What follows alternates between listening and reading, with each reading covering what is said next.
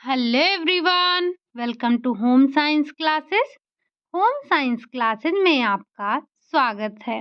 कैसे हैं आप? आशा करती हूँ अच्छे होंगे, खुश होंगे, मस्त होंगे और पढ़ाई कर रहे होंगे। आपको पता है कि हम प्रैक्टिस सेट कर रहे हैं। प्रैक्टिस किस चीज़ की? तो न्यूट्रिशन साइंस को, पूरे न्यूट्रिशन साइंस को हम प्रैक्टिस सेट के माध्यम से कवर अप कर रहे हैं। कल हमने प्रैक्टिस सेट नंबर 4 किया था। आज आप प्रैक्टिस सेट नंबर 5 करने वाले हैं, जिसमें आपको कुछ विटामिन और मिनरल से संबंधित क्वेश्चन यहाँ पर मिलने वाले हैं। तो चलिए बढ़ते हैं आज के अपने पहले क्वेश्चन की तरफ। उम्मीद है कि पेन और नोटबुक आप लेकर बैठे ही होंगे। बढ़ते हैं पहले क्वेश्चन की तरफ। पहला क्वेश्चन है आपका, निम्नलिखित में से कौन सा विटामिन एंटीविटामिन के अंतर्गत नहीं आता है? आप एंटीऑक्सीडेंट के अंतर्गत नहीं आता है। तो आपको पता है, आपने एंटीऑक्सीडेंट विटामिन पढ़ा था जब हमने विटामिन का टॉपिक स्टार्ट किया था।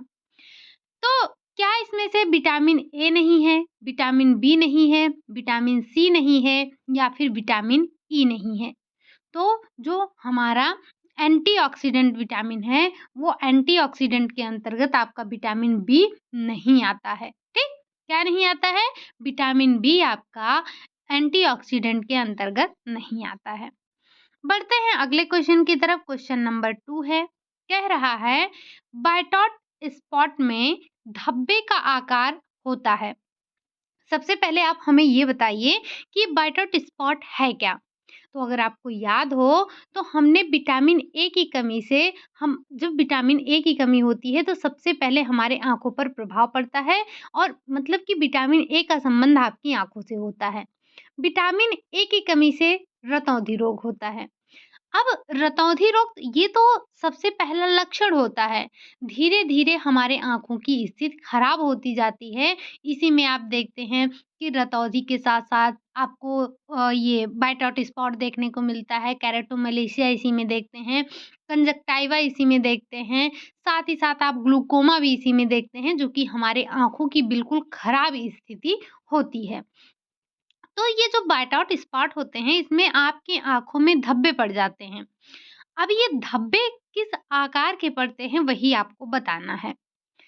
आयताकार बनते हैं, गोलाकार बनते हैं, तिकोने बनते हैं या फिर चतुर्भुजाकार बनते हैं।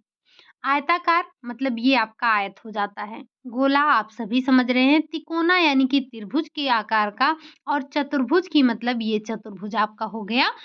ये चाहे आयत बोला जाए, आयताकार तो उसमें आमने-सामने की भुजा बराबर रहेगी, और चतुर्भुज ये आपका ऐसे बनता है जिसमें 4 भुजाएँ होती हैं, ठीक? तो जो बायटॉट स्पॉट का धब्बा होता है, वो तिकोने आकार का होता है या त्रिभुजाकार का होता है, ठीक? ध्यान रखिएगा इस चीज़ को। बाकी बायटॉट स्पॉट किसकी कमी से होता है? तो ये आपका बायटॉट स्पॉट जो है आपका विटामिन ए की कमी से होता है, साथ ही साथ ये आँखों से संबंधित होता है, ठीक? 2-3 पॉइंट आप यहाँ से ध्यान रखेंगे, क्योंकि कभी-कभी बेसिक से क्वेश्चन आ जाते हैं, तो हमसे गलत हो जाते हैं। बढ़ते हैं अगले क्वेश्चन की तरफ। क्वेश्चन नंबर 3 है, कह रहा है विटामिन ए की कमी से, विटामिन ए की कमी होने पर किस स्थिति में आंखें असहज महसूस करती हैं तथा आंखों में दर्द होता है? ये आपकी आँखों की स्थिति गड़बड़ होती चली जा रही है।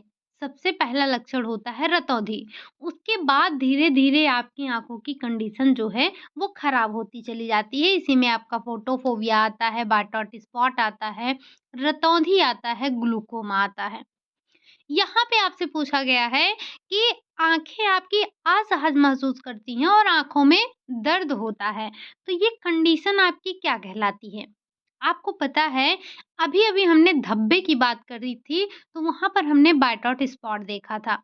रतौंधी, ये तो विटामिन ए की कमी का पहला लक्षण ही होता है।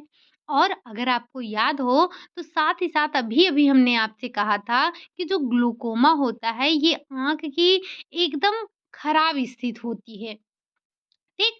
केरेटोमैलेशिया है, उसके बाद आपका ग्लूकोमा आता है। बचा आपका फोटोफोबिया।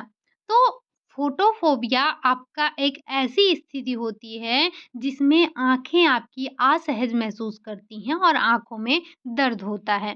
तो ये प्रकाश से संबंधित होता है, ठीक? मतलब जब आपकी आँखों पर प्रकाश पड़ता है तो आपकी आँखें जो हैं वो काफ़ी असहज महसूस करने लगती हैं और आँखों में दर्द भी होने लगता है, ठीक? तो ये 4 के चारों आपके जो हैं विटामिन ए की कमी से ही होने वाले आपकी आँखों में जो विटामिन ए की कमी होती है, तो उसी के सारे लक्षण हैं। अब इसमें आप 2 चीज़ और ध्यान रखेंगे, जैसा एक तो आपने ये देखा कि असहज महसूस करती हैं आँखें और आँखों में दर्द होता है। ये तो आपका हो गया फोटोफोबिया, राइट?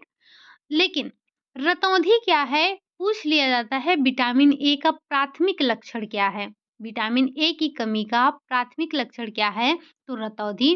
बाकी व्हाइट आउट स्पॉट में आपने देखा ही कि जो धब्बे बनते हैं, धब्बों का आकार त्रिभुजाकार होता है। ग्लूकोमा, ग्लूकोमा एकदम लास्ट में आपका आता है, ठीक? तो आप ये भी ध्यान रखिएगा कि नेट में आपसे ये अरेंज करने के लिए पूछा जाता है, आपको 6-7 दे देंगे और फिर आपको एक तरफ से लगाना होगा। तो होता क्या है जो बीच के होते हैं, जैसे पहला तो आपका क्या हो गया रतौंधी हो गया, ये फिक्स है। उसके बाद 2-3 आपके आगे-पीछे हो जाते हैं, जैसे ज़ीरोसिस कंजक्टिवा हो गया, व्हाइट आउट स्पॉट हो गया, फोटोफोबिया हो गया। हालाँकि फोटोफोबिया आपका पहले आएगा, फिर उसके बाद ज़ीरोफ्थैल्मिया हो गया, इन सब में थोड़ा-सा सीक्वेंस आपका आगे-पीछे हो जाता है। लेकिन ध्यान रखिएगा कि लास्ट में जो खराब कंडीशन होती है, केरेटोमलेशिया होता है और लास्ट में ग्लूकोमा होता है, ठीक? तो कभी-कभी ये आपसे अरेंज करने के लिए भी पूछता है, कभी-कभी क्या अक्सर ये जब यहाँ से क्वेश्चन बनाएगा तो इसी तरह से पूछता है, ठीक? बाकी पूछ लिया जाता है ज़ीरोफ्थैल्मिया का संबंध किससे है? व्हाइट आउट स्पॉट का संबंध किस विटामिन से है? फोटोफोबिया का संबंध किससे है? ग्लूकोमा का संबंध किससे है? बेसिक सा क्वेश्चन आपके स्तर पर पूछता है। बढ़ते हैं अगले क्वेश्चन की तरफ। क्वेश्चन नंबर 4, आँखों की सबसे खराब स्थिति है क्या? रतौंधी है, ज़ीरोसिस कंजक्टिवा है, केरेटोमलेशिया है या फिर ज़ीरोफ्थैल्मिया है? अभी-अभी आपने बात किया कि जो हमारे आँखों की सबसे खराब स्थिति होती है वो ग्लूकोमा केरेटोमलेशिया यानी कि केरेटोमलेशिया के बाद आपका ग्लूकोमा आता है। अब आपका अब आपका ये आप इतना ध्यान रखेंगे कि जो आपका ज़ीरोफ्थैल्मिया है ये पहले आएगा, ज़ीरोसिस कंजक्टिवा इन दोनों में आगे-पीछे हो सकता है, लेकिन केरेटोमलेशिया ये आपका एकदम खराब स्थिति है आँखों की, जिसमें आँखों की जो है अश्रु ग्रंथियाँ सूख जाती हैं, आँखों आँखों की जो भी झिल्ली हैं वो सूख जाती हैं, तो आँखों की स्थिति खराब हो जाती है, दिखना बंद होने लगता है। ये आपकी सबसे खराब स्थिति है। हाँ, लेकिन अगर यहाँ पर अभी आपको ग्लूकोमा दिया होता, तो वो आपकी आँखों की सबसे खराब कंडीशन हो जाती। ठीक? चलिए बढ़ते हैं अगले क्वेश्चन की तरफ। क्वेश्चन नंबर 5 है, हंगर विटामिन के नाम से जाना जाता है। मतलब आपको बताना है कि हम किस विटामिन को हंगर विटामिन के नाम से जानते हैं। क्या विटामिन ए है, विटामिन बी1 है, विटामिन बी2 है या फिर विटामिन के है? तो जो हमारे हंगर विटामिन है, हंगर विटामिन यानी कि जो आपका विटामिन बी1 है, विटामिन बी1 को हम हंगर विटामिन के नाम से जानते हैं। आप यहीं पर हमें ये बताइए कि किस विटामिन को विटामिन जी के नाम से जानते हैं और कौन से विटामिन को हम विटामिन एच के नाम से जानते हैं, ठीक? इन दोनों को आप बताएँगे कि विटामिन जी के नाम से किसको जानते हैं, साथ ही साथ विटामिन एच को किस नाम या किस विटामिन को विटामिन एच के नाम से जानते हैं। बढ़ते हैं हम अगले क्वेश्चन की तरफ, क्वेश्चन नंबर 6 है, कह रहा है किस विटामिन की कमी से पुरुषों के अंडकोश में घाव हो जाता है? आपको बताना है कि इनमें से कौन-सा ऐसा विटामिन है जिसकी कमी से पुरुषों के अंडकोश में घाव हो जाता है? क्या वो विटामिन ए है, विटामिन बी2 है, विटामिन सी है या फिर विटामिन के है? अगर हम बात कर रहे हैं पुरुषों के अंडकोश में घाव की, तो वो विटामिन बी2 की कमी से होता है। ठीक? बढ़ते हैं अगले क्वेश्चन की तरफ। क्वेश्चन नंबर 7 है। क्वेश्चन नंबर 7 क्या कह रहा है? जीभ पर जीभ पर घाव होने की स्थिति क्या कहलाती है? आपके जो जीभ पर घाव हो जाता है, वो स्थिति क्या कहलाती है? क्या वो चिलोसिस कहलाता है? क्या वो साइटिस कहलाता है? स्कर्वी कहलाता है या फिर रतौंधी कहलाता है? अच्छा, यहाँ तो आप ये देख लेंगे कि जीभ पर घाव, तो जीभ पर घाव किसमें होता है? ग्लोसाइटिस में होता है। यानी कि ग्लोसाइटिस का लक्षण क्या है? जीभ पर घाव होना, ठीक? लेकिन चिलोसिस क्या है? चिलोसिस आपने जब विटामिन का चैप्टर पढ़ा था, आई थिंक आपने जब विटामिन का पहला ही चैप्टर पढ़ा था, जब हमने विटामिन बी पढ़ना स्टार्ट किया था, वहीं पर आपसे डिस्कस किया था चिलोसिस, ग्लोसाइटिस क्या हैं ये सारी चीज़ें, डर्मेटाइटिस काफ़ी टर्म हमने वहाँ पर देखे थे। चिलोसिस का अर्थ होता है आपके होठों के किनारों का फटना, ठीक? बाकी स्कर्वी तो आप सभी जानते हैं कि विटामिन सी की कमी से होता है, रतौंधी की बात करें तो विटामिन ए की कमी से होता है, जो कि आँखों से संबंधित है। इसमें हल्के अंधेरे में व्यक्ति को कुछ नहीं दिखाई देता है।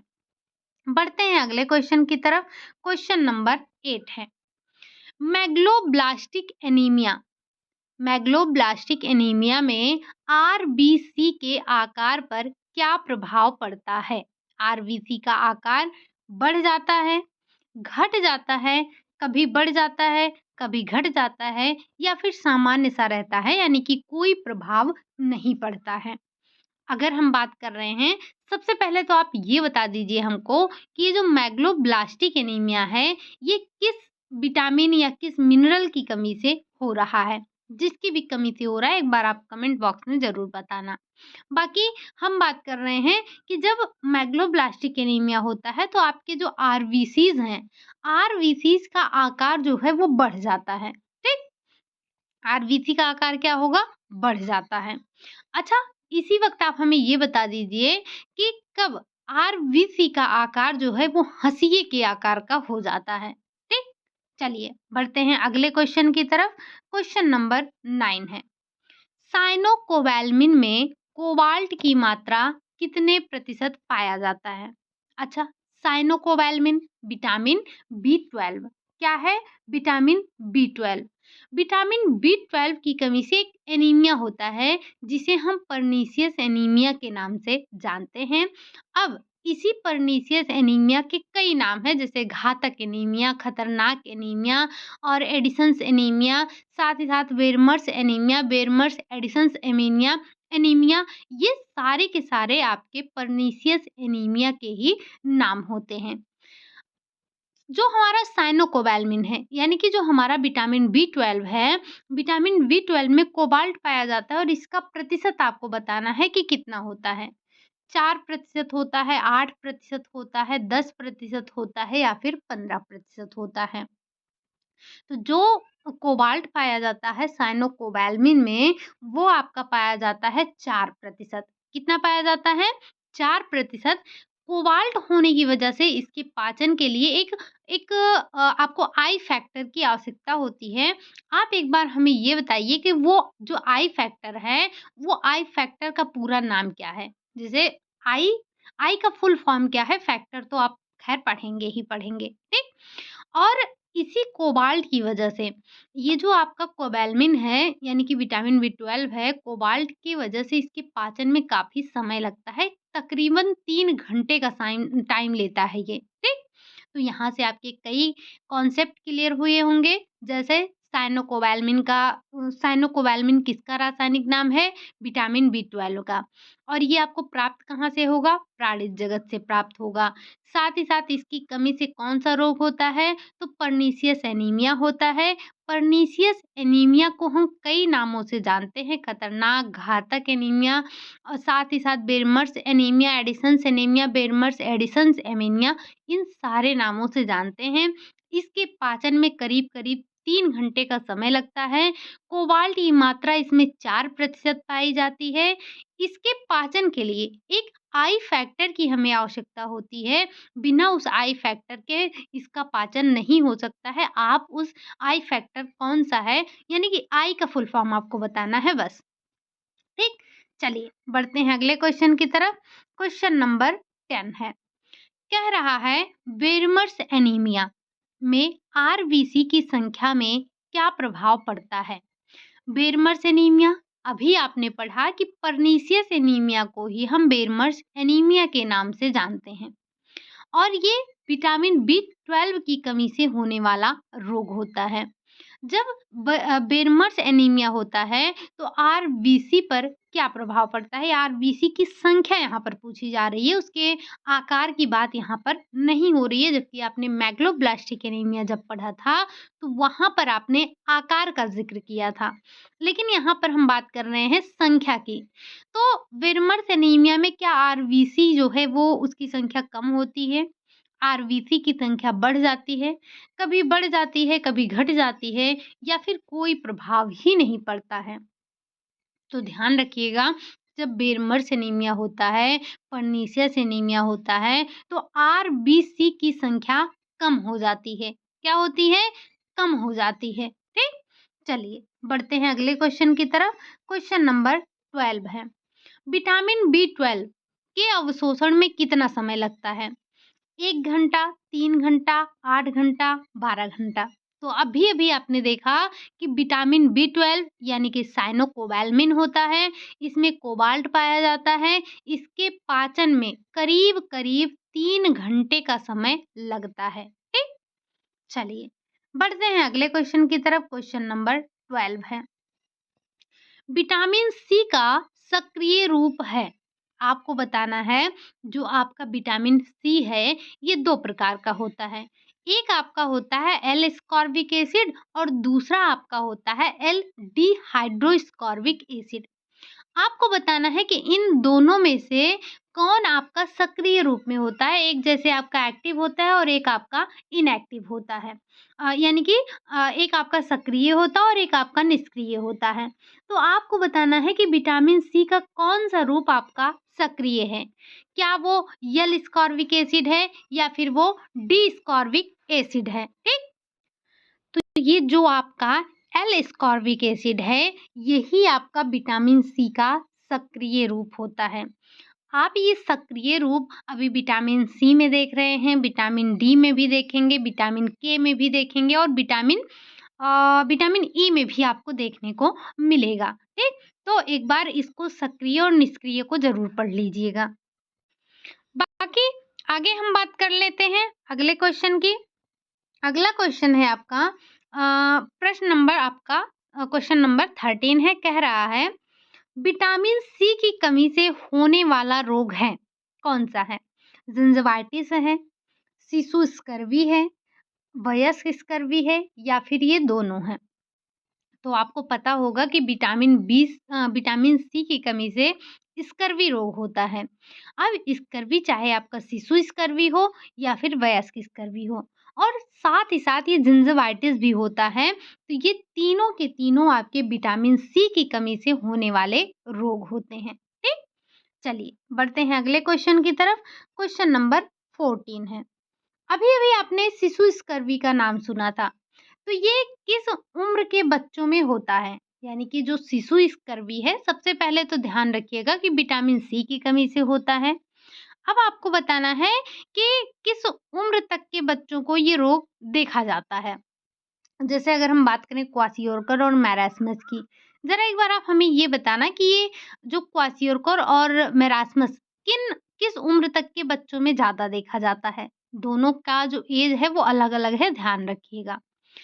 जो शिशु स्कर्वी की बात कर रहे हैं, क्या ये 2 वर्ष तक होता है, 5 वर्ष तक, 10 वर्ष तक या इन सारे वर्षों में देखा जाता है? तो ध्यान रखेंगे कि जो शिशु स्कर्वी है आपका, ये 2 वर्ष तक के बच्चों में देखा जाता है। 2 वर्ष कहा जाए या फिर 14 माह कहा जाए, दोनों बात एक ही हैं। ठीक? चलिए, बढ़ते हैं अगले क्वेश्चन की तरफ। क्वेश्चन नंबर 15 है, लेकिन अभी-अभी जो हमने आपसे पूछा कि क्वाशियोरकर और मैरास्मस किस उम्र तक के बच्चों में देखा जाता है ज़्यादा? ठीक?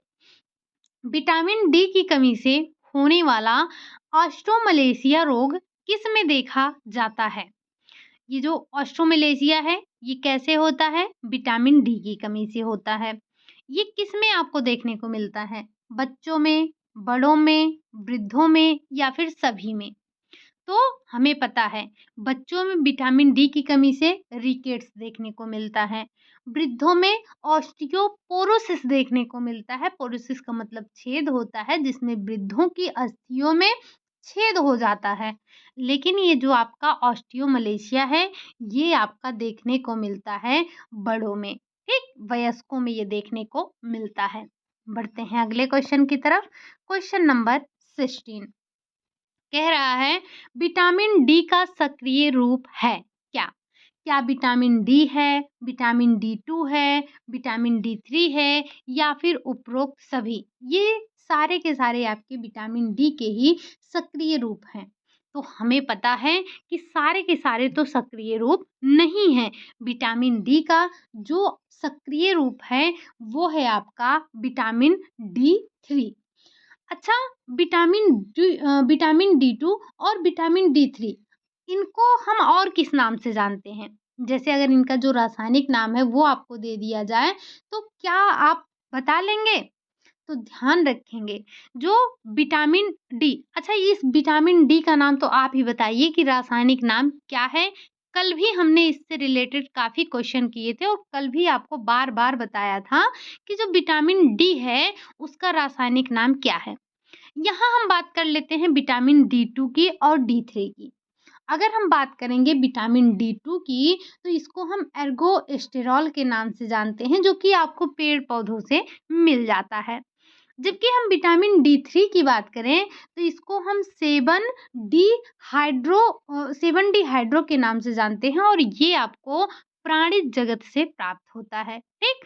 तो ये आपको कहाँ से मिलता है? पादप जगत यानी कि पेड़-पौधों से, और डी3 आपको प्राणिज जगत से प्राप्त होता है यानी कि जीव-जंतुओं से प्राप्त होता है, ठीक?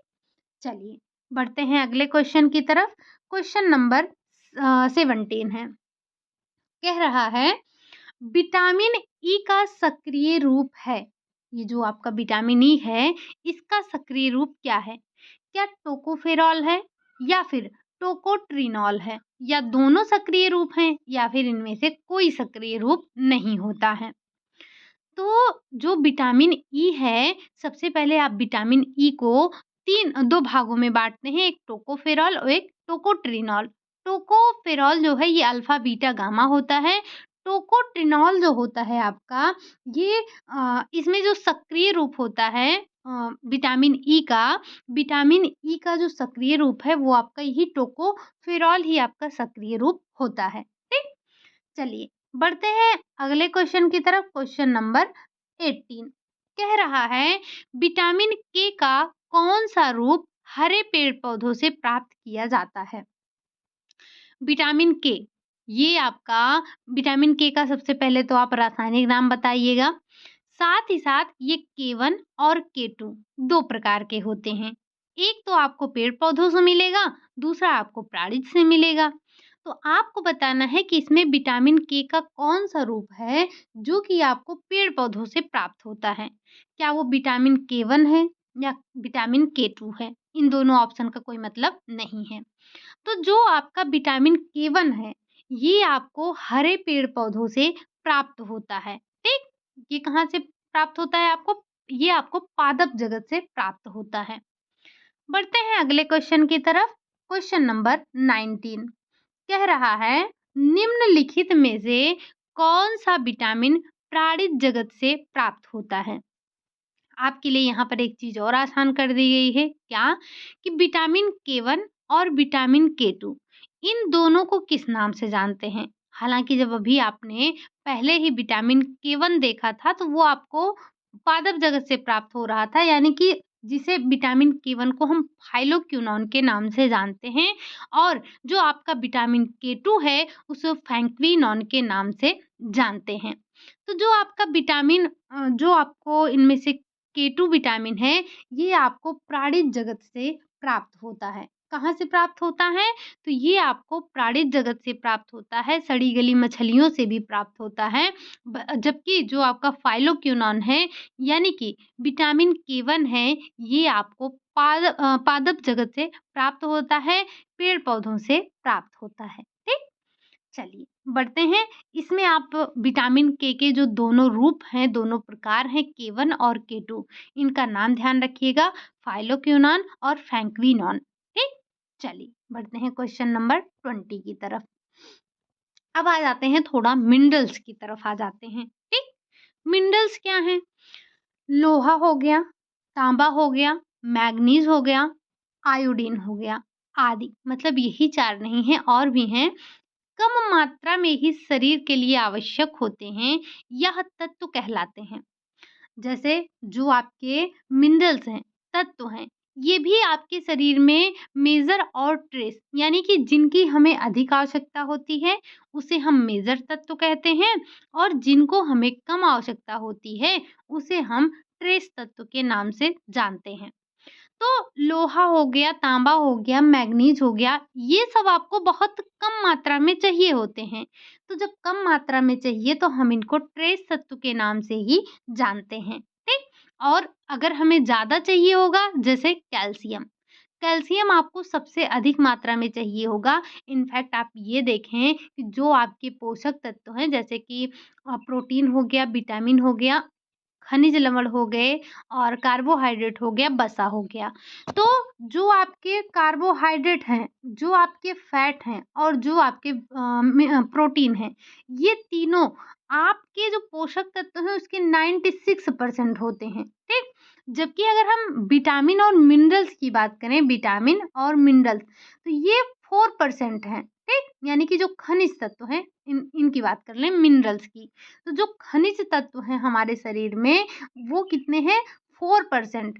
और इस 4% का जो 50% है वो पूरा का पूरा कैल्शियम ही है। यानी कि अगर हम बात करें इस 4% में 2% आपका जो है वो कैल्शियम ही है, और बाकी 2% में आपके जितने भी और खनिज तत्व हैं, आप कुल मिलाकर 24 खनिज तत्व पढ़ते हैं, और हमने 24 के बारे में डिस्कस कर रखा है। अगर आपने क्लास नहीं देखी है तो जाइए, करीब-करीब हमने 5 से 6 पार्ट में पूरे मिनरल्स को कवर अप किया है। आप वहाँ से एक-एक करके देख सकते हैं। बाकी हम बात क्या कर रहे थे कि जो हमारे शरीर में कम मात्रा में जिनकी आवश्यकता होती है, उसे हम ट्रेस तत्व के नाम से जानते हैं। बढ़ते हैं अगले क्वेश्चन की तरफ। कैल्शियम का मुख्य स्रोत है। कैल्शियम का मुख्य सोर्स क्या है? दूध है, चावल है, गुड़ है, आलू है।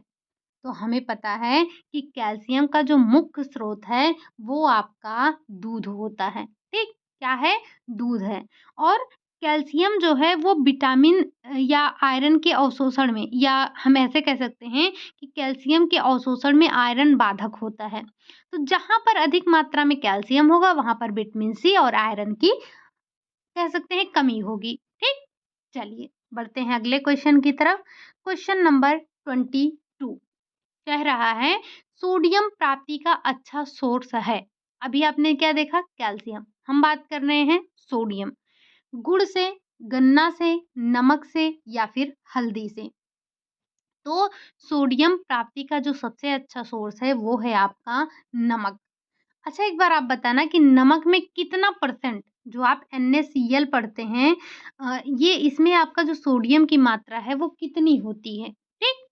चलिए बढ़ते हैं अगले क्वेश्चन की तरफ। Question number 23। एनीमिया के कितने प्रकार देखने को मिलते हैं? यानी कि जो एनीमिया है इसके आपको कितने प्रकार देखने को मिलते हैं? 2 प्रकार, 4 प्रकार, 6 प्रकार, 8 प्रकार। तो जो एनीमिया का प्रकार है वो आपको 2 देखने को मिलता है। 2 में कौन-कौन? एक आपका जो अभी-अभी आपने देखा मेगलोब्लास्टिक एनीमिया, और दूसरा जो आपने देखा वो था आपका हाइपोक्रोमिक और माइक्रोसिटिक एनीमिया होता है, ठीक? तो ये आपके 2 प्रकार के एनीमिया होते हैं जो कि आपने पहले ही देख रखा है। इससे संबंधित हमने जो क्वेश्चन था उसको डिस्कस कर लिया है। अब हम बात करते हैं अगले क्वेश्चन नंबर 24 की तरफ चलते हैं। कह रहा है गर्भावस्था में महिलाओं द्वारा अपने आहार में आयोडीन की पर्याप्त मात्रा ना लेने से प्रायः शिशुओं में यह रोग लग जाता है। आपको बताना है कि जब गर्भावस्था के दौरान जो गर्भवती माता हैं, जब वो अपने आहार में आयोडीन की पर्याप्त मात्रा नहीं लेती हैं, तो इससे शिशुओं में कौन-सा रोग देखने को मिलता है। वैसे आपको पता होना चाहिए कि ये जो ऊपर के तीनों रोग हैं, ये 3 के तीनों आपके आयोडीन की कमी से ही होने वाले रोग हैं। जिसमें हम रिकेट्स की बात करें तो ये विटामिन डी की कमी से होता है, लेकिन ये जो मिक्सिडिमा है, क्रेटिनिज़्म है और जो घेंघा है, ये 3 के तीनों आपके आयोडीन की ही कमी से होने वाले रोग हैं। लेकिन जो बच्चों में देखा जाता है, जब गर्भवती माता अपने आहार में आयोडीन नहीं लेती है, तो उसे क्रेटिनिज़्म नामक रोग देखने को मिलता है बच्चे में। इससे बच्चे की एक प्रकार से कह सकते हैं मंदन वृद्धि होती है, यानी कि उसकी वृद्धि अच्छे से नहीं हो पाती है। साथ ही साथ उसके मस्तिष्क पर भी प्रभाव पड़ता है, बच्चा मंद बुद्धि का भी हो जाता है, ठीक? बाकी मिक्सिडिमा हम वयस्कों में देखते हैं। घेंघा जो है, ये घेंघा आपका जो पहाड़ी क्षेत्रों में लोग रहते हैं, उनमें ये देखा जाता है और ज़्यादातर ये महिलाओं के अंदर ये रोग देखने को मिलता है। अगर आपको याद हो तो हमने जब आयोडीन का टॉपिक पढ़ा था, तो वहाँ पर एपिडेमिक और आपका पेंडेमिक, एंडेमिक इन तीनों के बारे में ज़िक्र किया था। अब एक बार आप हमें बताएँगे कि ये जो घेंघा है आपका, घेंघा क्या है? पेंडेमिक है, एपिडेमिक है, क्या है? एंडेमिक है, क्या चीज़ है? एक बार आप कमेंट करके ज़रूर बताना। बढ़ते हैं अगले क्वेश्चन की तरफ। क्वेश्चन नंबर 25 है, कैल्शियम का सांद्र स्रोत नहीं है। आपको बताना है कि कैल्शियम, कुल मिलाकर आपको ये बताना है कि इसमें से किसमें आपको कैल्शियम की प्राप्ति नहीं होती है। क्या है? दूध है, पनीर है, दही है, पालक है। तो अगर आपको याद हो तो अभी-अभी एक चीज़ हमने आपसे कहा था कि अगर जहाँ पर आयरन की मात्रा अधिक होगी या फिर विटामिन सी की मात्रा अधिक होगी, वहाँ से आपको कैल्शियम नहीं मिलेगा। पालक पालक से आपको कैल्शियम नहीं मिलता है, बाकी दूध, दही, पनीर इन सभी से आपको कैल्शियम की मात्रा प्राप्त होती है, ठीक? चलिए, बढ़ते हैं अगले क्वेश्चन की तरफ। क्वेश्चन नंबर 26 है। कह रहा है आयरन प्रचुर मात्रा में पाया जाता है। आयरन जो है ये प्रचुर मात्रा में कहाँ पाया जाएगा? वैसे आप सभी जानते हैं कि खट्टे जो फल हैं उन सभी में जो है ये पाया जाता है क्या? आयरन। लेकिन यहाँ पर एक चीज़ आपको और दिया गया है। नींबू है, संतरा है, आंवला है। ये तीनों के तीनों आपके खट्टे फल ही हैं। लेकिन यहाँ पर आपको दिया गया है यकृत। तो जो यकृत होता है, यकृत में आयरन की मात्रा प्रचुर होती है, मतलब अधिक मात्रा में आयरन पाया जाता है। कहाँ पर? यकृत में। ठीक? चलिए, बढ़ते हैं अगले क्वेश्चन की तरफ। क्वेश्चन नंबर 27 कह रहा है घेंघा रोग किस तत्व के अभाव में हो जाता है? अभी-अभी आपने इससे रिलेटेड एक क्वेश्चन देखा था। क्वेश्चन वही पूछे जाते हैं आपसे, बट इनकी जो लैंग्वेज होती है वो हेर-फेर हो जाती है, इनके लैंग्वेज में परिवर्तन हो जाता है, पूछने का तरीका बदल जाता है, पूछा वही जाता है आपसे, ठीक? तो जो घेंघा रोग है, कैल्शियम, फास्फोरस, आयरन, आयोडीन, तो हमें पता है ये आयोडीन की कमी से होने वाला रोग है। अच्छा, एक एक और आप बताइए कि हम जब पढ़ते हैं, क्या पढ़ते हैं ये नहीं पता, ठीक? हम सिर्फ़ आपको इतना बताएँगे कि कैल्सिफ़िकेशन और डीकैल्सिफ़िकेशन ये आप कहाँ पर पढ़ते हैं, किसकी कमी या अधिकता से कैल्सिफ़िकेशन और डीकैल्सिफ़िकेशन होता है, ठीक? या आप हमें ऐसे भी बता सकते हैं कि कैल्सिफ़िकेशन का क्या मतलब है और डीकैल्सिफ़िकेशन का क्या मतलब है, ठीक? चलिए, बढ़ते हैं अगले क्वेश्चन की तरफ। क्वेश्चन नंबर 28 खनिज तत्व नहीं है। आपको बताना है कि इनमें से खनिज तत्व कौन-सा नहीं है? कैल्शियम नहीं है, आयरन नहीं है, कैलोरी नहीं है या फिर आयोडीन नहीं है। तो हम सब जानते हैं कि कैल्शियम हुआ, आयरन हुआ, फास्फोरस हुआ, ये क्लोरीन हुआ, फ्लोरीन हुआ, आयोडीन हुआ, ये सारे के सारे हमारे मिनरल्स ही तो हैं। लेकिन जो कैलोरी है, ये कैलोरी आपका कोई मिनरल थोड़ी ना है। कैलोरी जो आप ऊर्जा ग्रहण करते हैं, वो हम कैलोरी उसे कहते हैं। आप कितने कैलोरी ऊर्जा को ग्रहण करते हैं। बढ़ते हैं अगले क्वेश्चन की तरफ। क्वेश्चन नंबर 29 है, रक्ताल्पता। रक्ताल्पता किस खनिज तत्व की कमी से हो जाता है?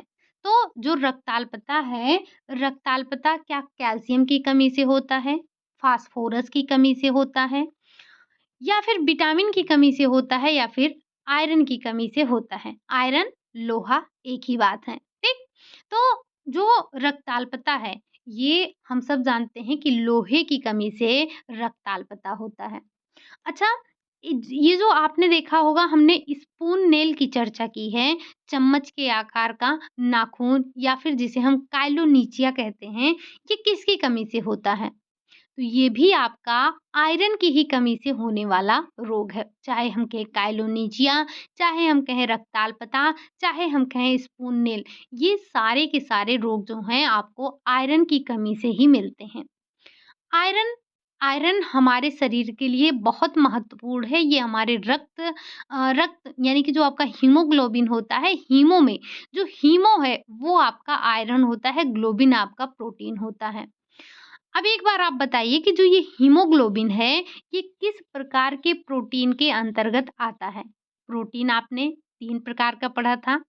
एक सरल प्रोटीन पढ़ा था, एक संयुग्मी प्रोटीन पढ़ा था और एक आपने व्युत्पन्न प्रोटीन पढ़ा था। तो आप बताएँगे कि जो हीमोग्लोबिन है, वो किस प्रकार के प्रोटीन के अंतर्गत आता है? बढ़ते हैं अगले क्वेश्चन की तरफ। क्वेश्चन नंबर 30 है। कह रहा है, अब इसे रट लीजिएगा। हालाँकि जो भी क्वेश्चन अभी तक आपने किए, सारे के सारे आपको याद होने चाहिए। ये आपकी समझ पर आधारित क्वेश्चन नहीं थे, ये आपको याद होने चाहिए। अगर आपको पता है तो आप कर पाएँगे, नहीं पता है तो नहीं कर पाएँगे। आपको बताना है कि एक सामान्य स्वस्थ व्यक्ति के शरीर में कितने मिलीग्राम तांबा उपस्थित होता है? यहाँ पर ध्यान रखेंगे, ये जो आपको मिलीग्राम में बताना है। क्या 50 से 60 मिलीग्राम होता है? क्या 100 से 150 होता है? 200 से 500 होता है, या फिर 200 से 300 होता है? तो एक जो प्रौढ़ व्यक्ति है, जो एक स्वस्थ व्यक्ति है, स्वस्थ व्यक्ति के शरीर में एक 100 से लेकर 150 मिलीग्राम तांबा उपस्थित होता है। और ये जो आप तांबा देख रहे हैं, आपको ऐसे ही आयरन ध्यान रखना है, कैल्शियम ध्यान रखना है, आयोडीन ध्यान रखना है, फास्फोरस ध्यान रखना है। मतलब जो आपके इम्पोर्टेंट मिनरल्स हैं, उन सभी को ध्यान रखना है कि कितना ये हम एक प्रौढ़ व्यक्ति के शरीर में कितना ये उपस्थित होते हैं। ठीक? चलिए, कहीं न कहीं इसे नोट डाउन ज़रूर करिएगा। वो अलग आप पढ़ते हैं, जो आप आरडीए में पढ़ते हैं कि एक जो प्रौढ़ व्यक्ति है या जो एक वयस्क व्यक्ति है, गर्भवती माता है, धात्री माता है, कितना आयरन लेना चाहिए, कितना कैल्शियम लेना चाहिए, कितना फास्फोरस लेना चाहिए, वो चीज़ अलग है। और जो यहाँ पर आप पढ़ रहे हैं, ये चीज़ अलग है। ठीक? चलिए, बढ़ते हैं क्वेश्चन नंबर 31 की तरफ। एक सामान्य स्वस्थ व्यक्ति के शरीर में लगभग कितना ग्राम लोहा पाया जाता है? आपने अभी-अभी तांबा क्या देखा? मिलीग्राम में देखा। आयरन किस में देखा? आपने ग्राम में देख रहे हैं, ठीक? तो ये भी थोड़ा-सा यूनिट ध्यान रखा करिए। जो आपका आयरन है, क्या ये 4 ग्राम हो, 10, 20 या फिर 50? तो एक स्वस्थ व्यक्ति के शरीर में 4 ग्राम आयरन की आवश्यकता होती है, ठीक? या उपस्थित रहता है। अगला क्वेश्चन है क्वेश्चन नंबर 32। शरीर में पाए जाने वाले लोहे का लगभग कितना प्रतिशत भाग रक्त के हीमोग्लोबिन में पाया जाता है? अभी आपने देखा 4% पाया जाता है। अब इस 4% का सबसे ज़्यादा भाग जो पाया जाता है वो हीमोग्लोबिन में पाया जाता है, लेकिन आपको बताना है कि कितना पाया जाता है। 50%, 60%, 70% या फिर 80%। तो जो हीमोग्लोबिन में जो आयरन पाया जाता है, या आयरन की मात्रा जो हीमोग्लोबिन में पाई जाती है, वो है 70%। यानी कि 4% आपका टोटल था, 4 ग्राम आपका टोटल था, इस 4 ग्राम का 70% आपके ब्लड में यानी कि हीमोग्लोबिन में, रक्त के हीमोग्लोबिन में पाया जाता है। ठीक? चलिए, बढ़ते हैं अगले क्वेश्चन की तरफ। Question number 33। यहाँ पर आपको बताना है कि जो एक प्रौढ़ स्वस्थ व्यक्ति है, उसके शरीर में कितना ग्राम सोडियम उपस्थित होता है। जैसे आपके हमारे शरीर में आयरन, कैल्शियम, फास्फोरस सारी चीज़ें उपस्थित हैं और हमें लेना भी तो होता है। तो आपको बताना है कि उपस्थित कितना है, 50 ग्राम, 100 ग्राम, 200 ग्राम या फिर 250 ग्राम। तो जो एक स्वस्थ व्यक्ति के शरीर में सोडियम उपस्थित होता है, वो आपका 100 ग्राम उपस्थित होता है। इसे थोड़ा-सा याद करना कठिन हो जाएगा क्योंकि आपका 100 ग्राम, 50 ग्राम, 150 ग्राम, 200 ग्राम सब कुछ वैसे ही लगभग हैं, ठीक? तो थोड़ा-सा इसे ध्यान रखिएगा। बढ़ते हैं अगले क्वेश्चन की तरफ। सॉरी, एकदम से आपका ज़ूम ही हो गया। कोई बात नहीं, चलते हैं आगे। क्वेश्चन नंबर 34 है। कह रहा है मानव शरीर में कितना प्रतिशत खनिज तत्व पाया जाता है? और इसको हमने स्टार्टिंग में आपके साथ ज़िक्र किया था कि प्रोटीन, कार्बोहाइड्रेट ये सारी चीज़ें कितनी हैं और मिनरल्स कितने हैं। तो 96% है, 4%, 50% या फिर 30%।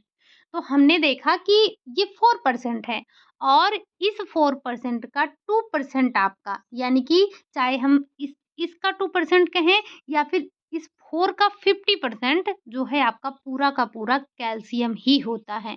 तो आपके शरीर में कितना प्रतिशत खनिज तत्व है? 4%। बढ़ते हैं अगले क्वेश्चन की तरफ। क्वेश्चन नंबर 35 है। कह रहा है कैल्शियम, फास्फोरस, पोटेशियम आदि ऐसे तत्व हैं जिनकी शरीर में अन्य खनिज तत्वों की अपेक्षा अधिक मात्रा में आवश्यकता होती है, इसलिए इन्हें कहते हैं, क्या कहते हैं?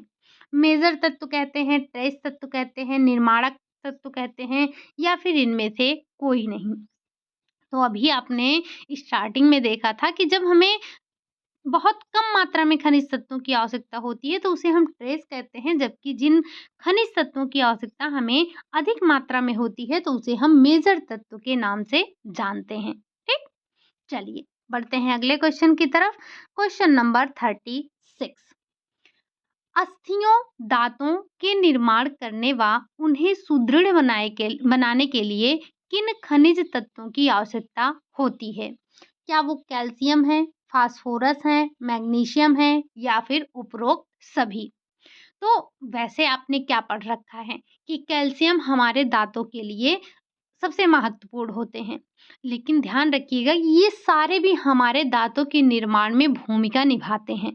तो चाहे कैल्शियम हो, फास्फोरस हो, मैग्नीशियम हो, ये सारे के सारे आपके दाँतों और आपके अस्थियों के निर्माण में भूमिका निभाते हैं, यानी कि उपरोक्त सभी।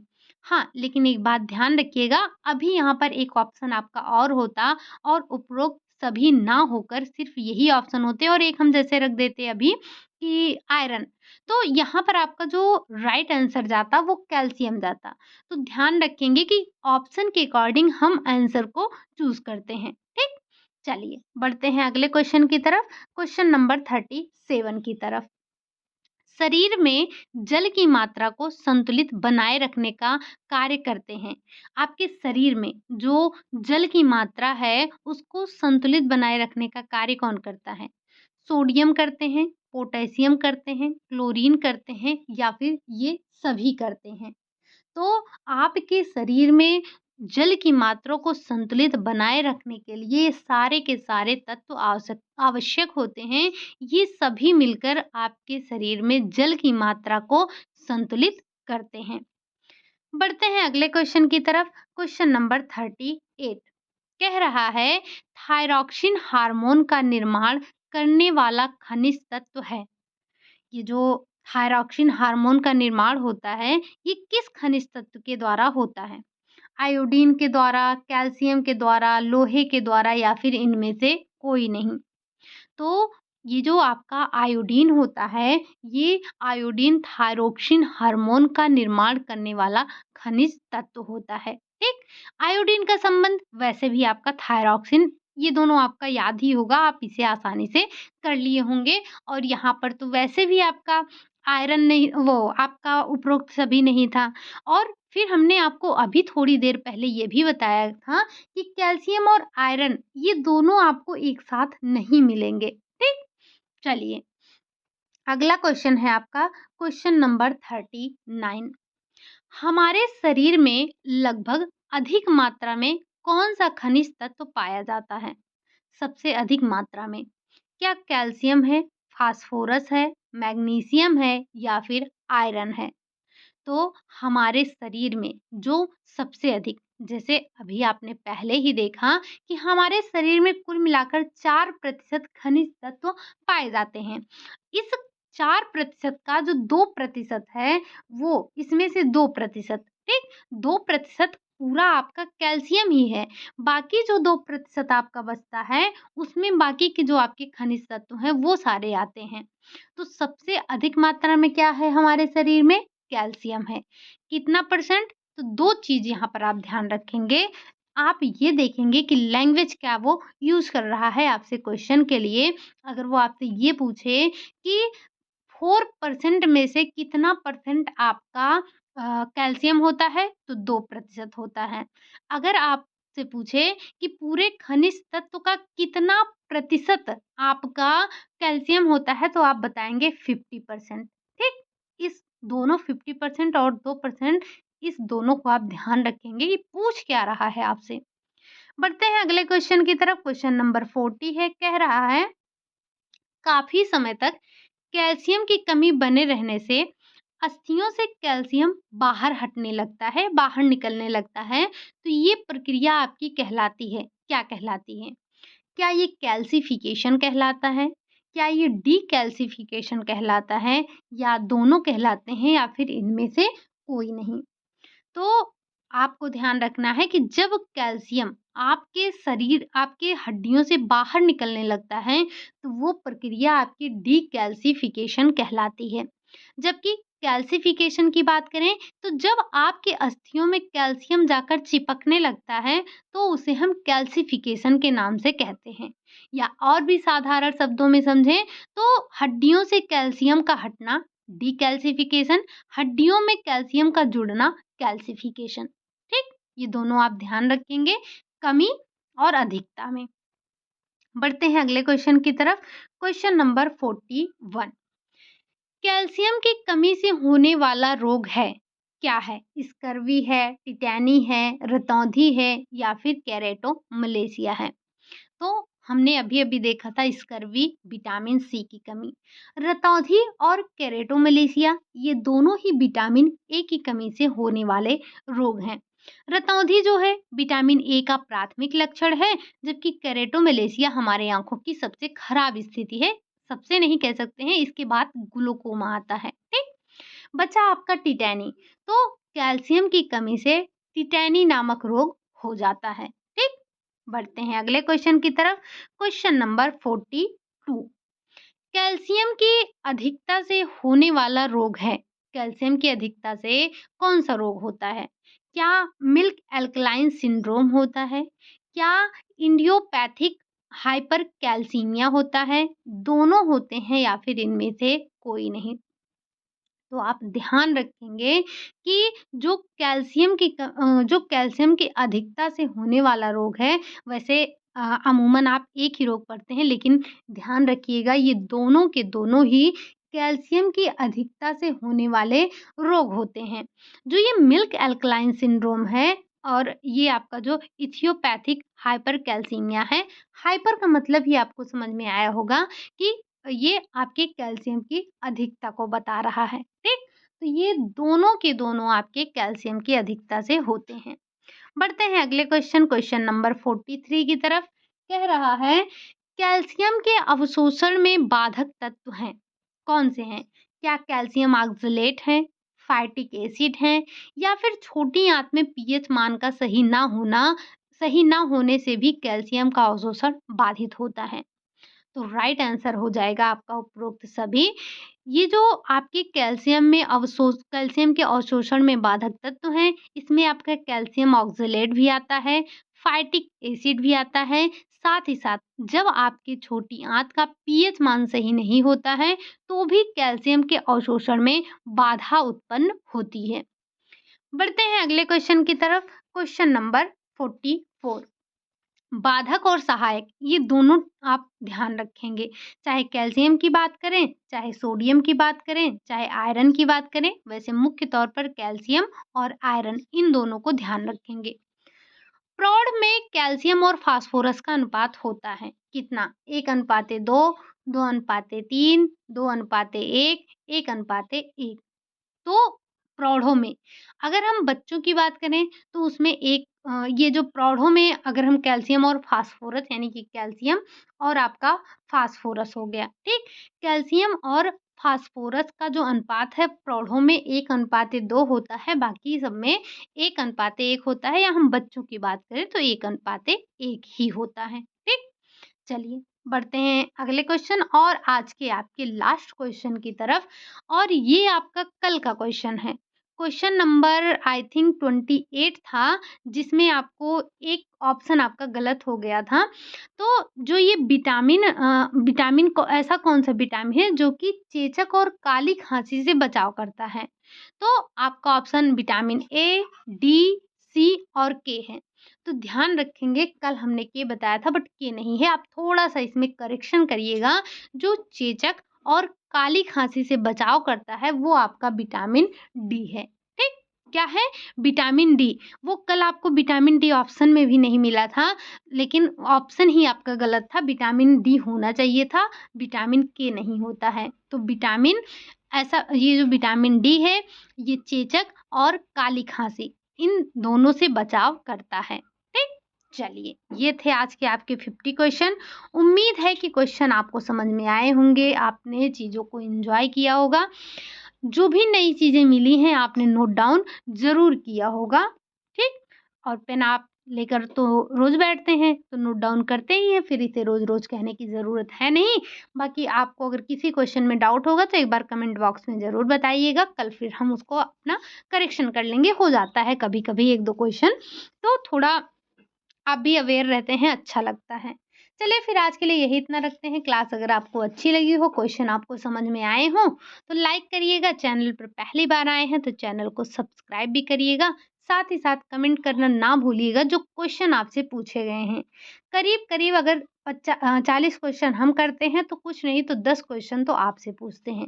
तो अगर आप आंसर देते हैं तो बहुत अच्छी बात है, अगर आंसर नहीं देते हैं तो जब आप पेन और नोटबुक लेकर बैठते हैं तो बगल में वही नोट डाउन कर लिया कीजिए, ठीक? चीज़ें आपको याद रह जाएँगी, भूलेंगी नहीं, रिवीजन पूरा-पूरा होता रहेगा। चलिए फिर मिलते हैं कल की क्लास में, फिर नए क्वेश्चनों के साथ में। बाकी आप सभी लोग अपना थ्योरी की क्लास ज़रूर लेकर आया कीजिए। हमने सारी की सारी थ्योरी कवर अप कर रखी है, तो आप विटामिन, मिनरल्स इन सबको पढ़कर आइएगा। कल कुछ विटामिन, कुछ मिनरल्स यही सब बातें करेंगे हम लोग, और कल भी आपके क्वेश्चनों की संख्या लगभग इतनी ही रहेगी। चलिए फिर मिलते हैं कल की क्लास में, तब तक के लिए बाय बाय, टेक केयर।